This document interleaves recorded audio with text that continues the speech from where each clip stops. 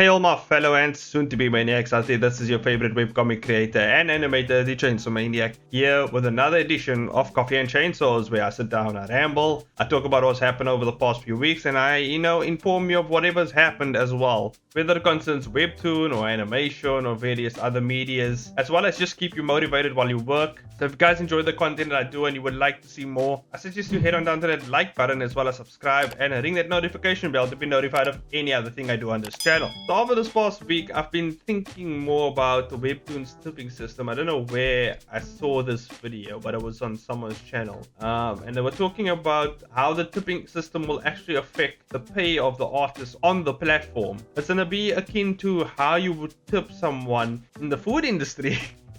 If you were ever a waiter or ever, worked as a waiter at a restaurant or whatever, like the food industry, there's like this tipping system and it's basically not always the case that someone would tip you. And so I was thinking and I was like, so this is really going to affect the payroll for the Webtoon artists and creators as well. So this is going to be very interesting to see how Webtoon deals with this and how the artists will take this, because I know a lot of creators, Webtoon creators to be exact, they not really that happy about this. Webtoon also cancelled this partnership program that they had going, which they extended apparently over COVID to accommodate for the creators, so they say, and the way they worded it is kind of to make them look good, kind of make them look like the good guy. They were like, yeah guys, we wanted to we wanted to kind of end this thing earlier, but because we want to support our creators, we made it run through COVID so that everyone can get the support they needed, and now we're going to only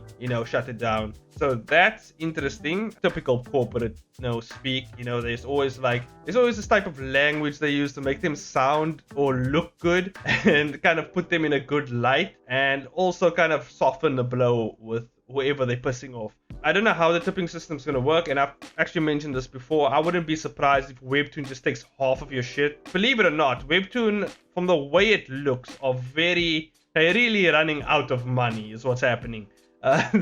They barely have any money. I don't know if they're in the negative, but they're at least losing a bunch of cash or a bunch of money, and it's because their marketing sucks. They just don't know how to market to the right audience, or they don't actually double down on the audience they already have. And this you'll see is a problem with most giant corporations or media outlets out there. For instance, Marvel has been sucking ass for the past.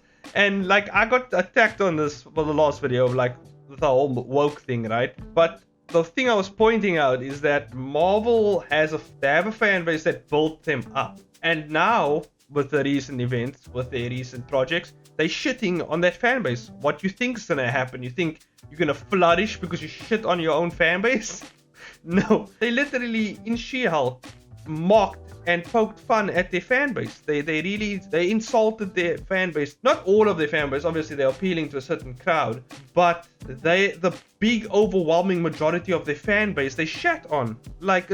Obviously shit's gonna tank because you're shitting on your main fan base. And this is why I give props to DC. Right now, DC understands that in order for them to make money, they have to stop being Marvel and they have to stick to their guns and please the fans, because that's where the money's coming from. The fans who actually support DC and who actually watch their shit. You know what I'm saying? So yeah, there's a lot of this going around these days. A lot of corporations are trying to pander to certain crowds, and when they pander to these crowds, it's fine. I spoke about representation and diversity in the last Coffee and Chains. I got heat for it, but representation, diversity is all well and good, but these companies have to make money and they have to actually pay their workers, because I'm all for the artists getting paid, right?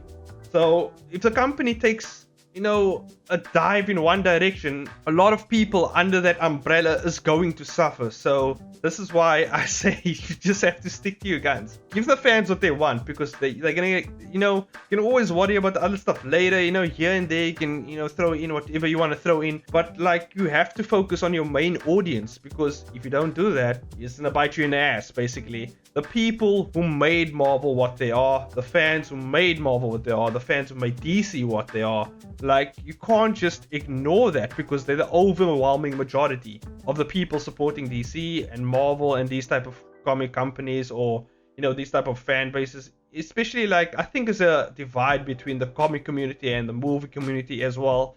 So you kind of have to look at the now Marvel. They have money to burn actually, because they can do all the shitty movies they want and shitty series they want. It doesn't really affect them as much as of right now. Eventually it's going to catch up to them if they keep doing this. If they keep doing it, it's going to catch up.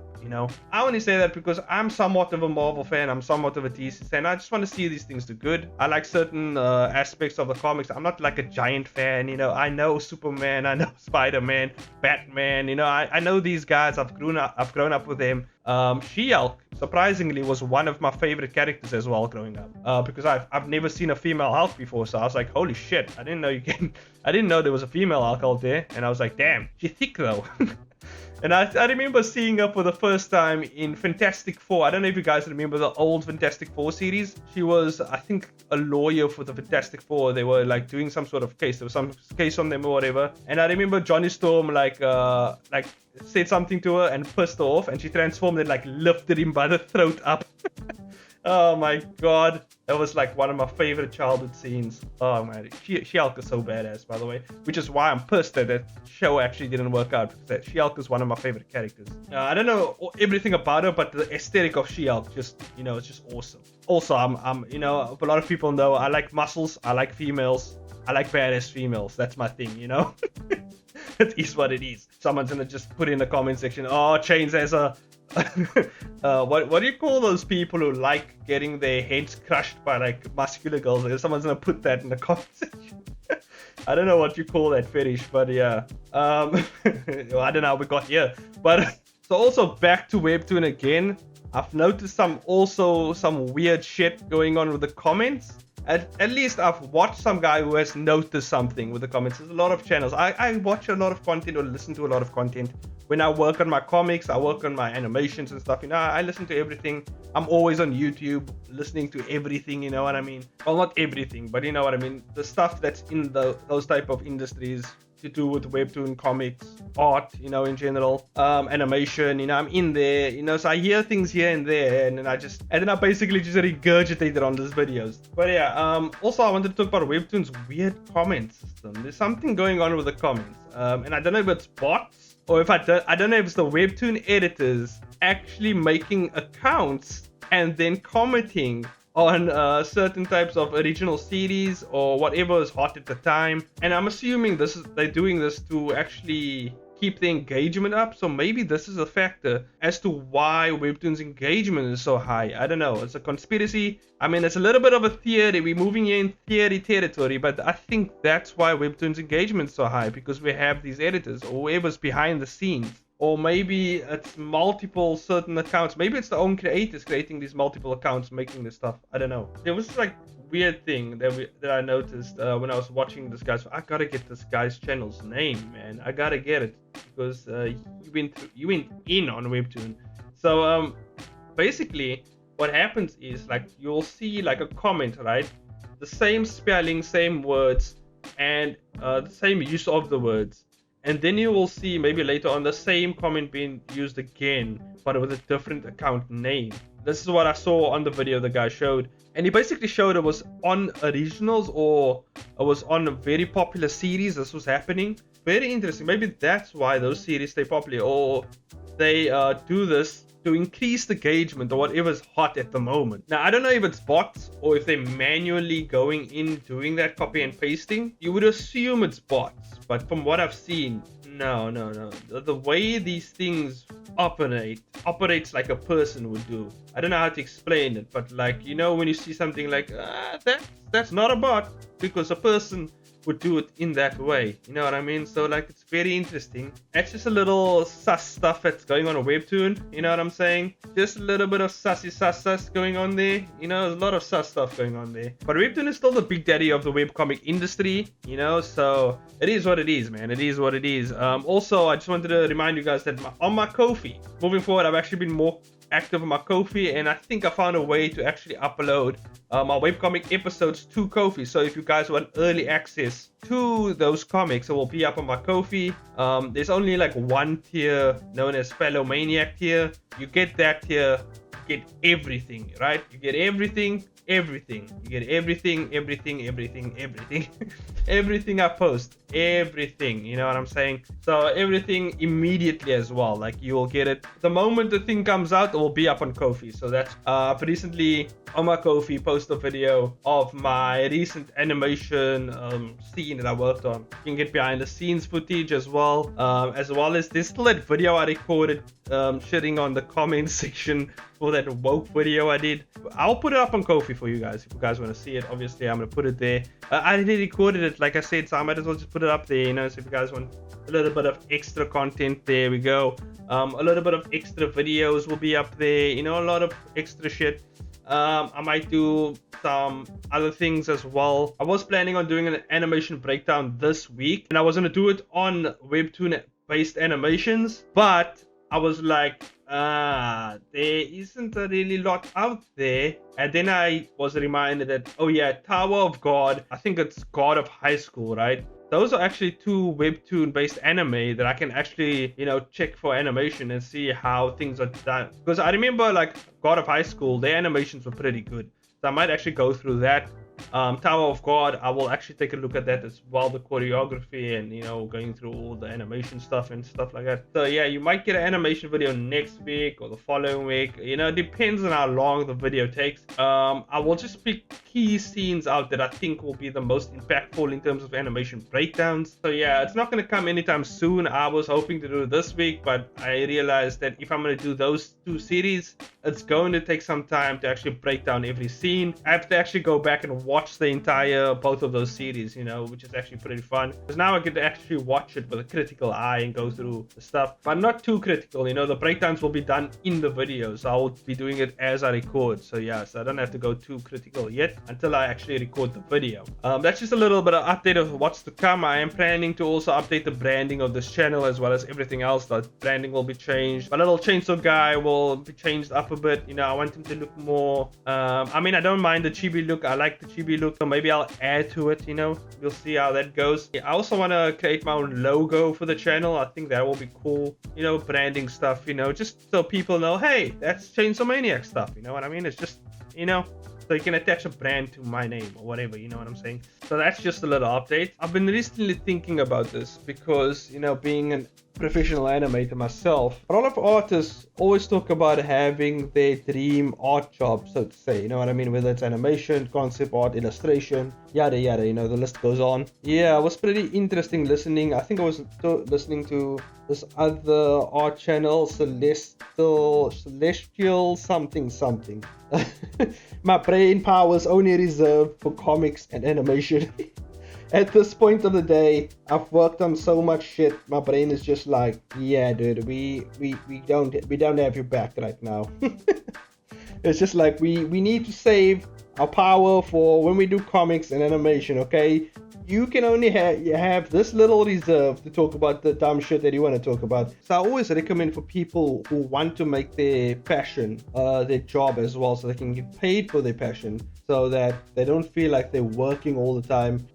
If you do what you enjoy and you get paid to do what you enjoy, it's not going to feel like you're working, basically. At the end of the day, you know, it doesn't matter what job you have, it's still going to be work. It's still going to feel like work. There's still going to be pressure. There's still going to be deadlines, you know. It's going to feel like work, you know. Even as having an art job, as much as you love it, it's still going to be a pain in the ass. A job comes with everything, you know.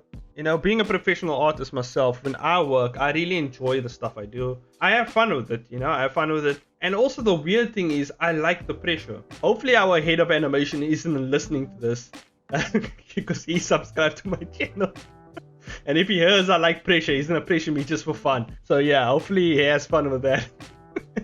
But yeah, I actually enjoy the pressure a bit. I feel like the pressure of finishing a task, knowing that there is a deadline and stuff like that, it actually makes me a better artist. I don't know what it is. Like the pressure pushes me to do better. And I think that makes perfect sense right there. So when I'm pushed to do something, and I'm going to do it, obviously, because you guys know how I work, you know, I work day and night. I'm every day working, you know what I mean? So yeah, I keep working on what I gotta work on. You know, I work on many different things at the same time.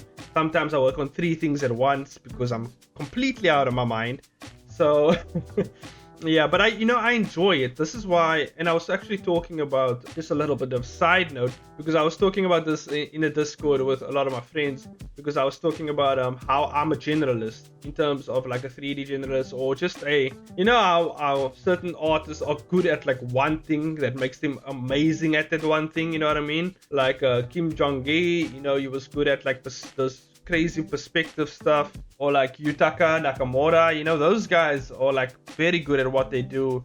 And there's like some artists who are good with contrast, there's some artists who are good with choreography, some artists, you know what I mean? Like there's just, everyone's good at one specific thing, and and it's like they're great at that one thing and they're known for that one thing. Whereas I like the entire process. I like everything about the process, which is why I don't think I will ever be great at something. I'll be good at everything. I think that'll be cool. I'll be well-rounded as an artist, but I don't think I will ever be great at something because I think the thing that I'll be great at is being good at everything, which is very interesting because I'm just that, because I'm mostly a generalist. Like I do a lot of different things, and I don't like focusing on one aspect at a time because I feel that that's limiting. You know what I mean? Like I can do much more. Why stop at this one specific thing? Now, granted, if I focus on one thing and I spend all my time, as much time as I do with the whole process on that one thing, obviously it's going to be the best, But, I feel like I want to be kind of like a one-man army, a one-man band, so to say, I want to do my own shit, I want to run my own shit, and I want to be able to do it by myself, because then I have complete creative control. I can do whatever the hell I want. Obviously, I can hire people, in the future or whatever. But if I can get most of the stuff done by myself and just let the other people that I hired do the, finishing up stuff, hey, we have a completed project right there. So yeah, I'm all for like just doing everything myself because I enjoy the entire process. I enjoy everything about it. And specifically, this is for animation.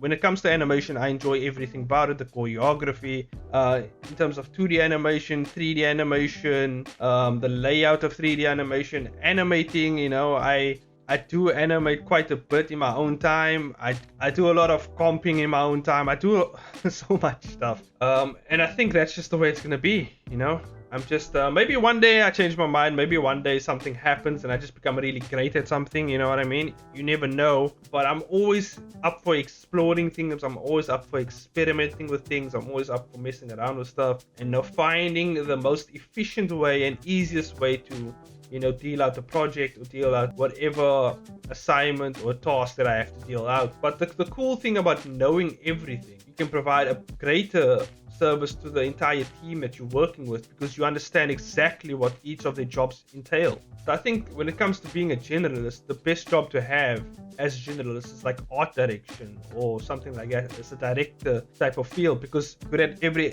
aspect, and therefore you kind of get an idea of how the other people within your team work and what exactly each of their specific positions entail. So when it comes to that type of thing, you're pretty good, So maybe, in the future, I'll do some art direction, I'll go my own way, do some art direction or something for a series or whatever, because I feel like that would be the best way to go for me as an artist. And also I think I will enjoy it a lot because I haven't obviously been an art director. I actually have to look up what the job actually entails. In terms of directing, I think I can do that pretty well, although I feel like obviously it needs improvement. One day in the future, I get to try it out, and see how things go. Holding on all these crazy things. I'm only 26 right now.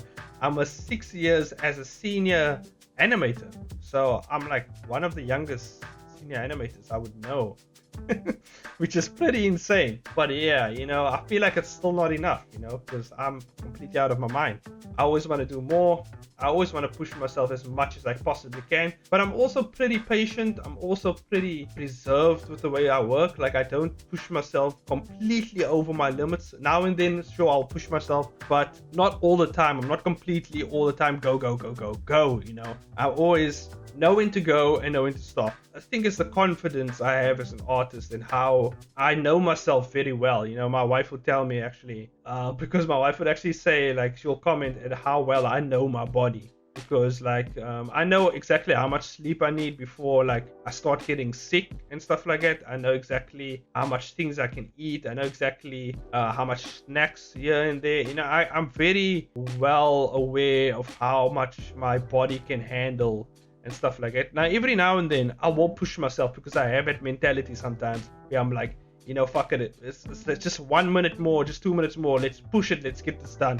You know what I mean? And I do have a lot of discipline, I guess. So it is what it is. A lot of it, I think, I owe to my religious upbringing. So, you know.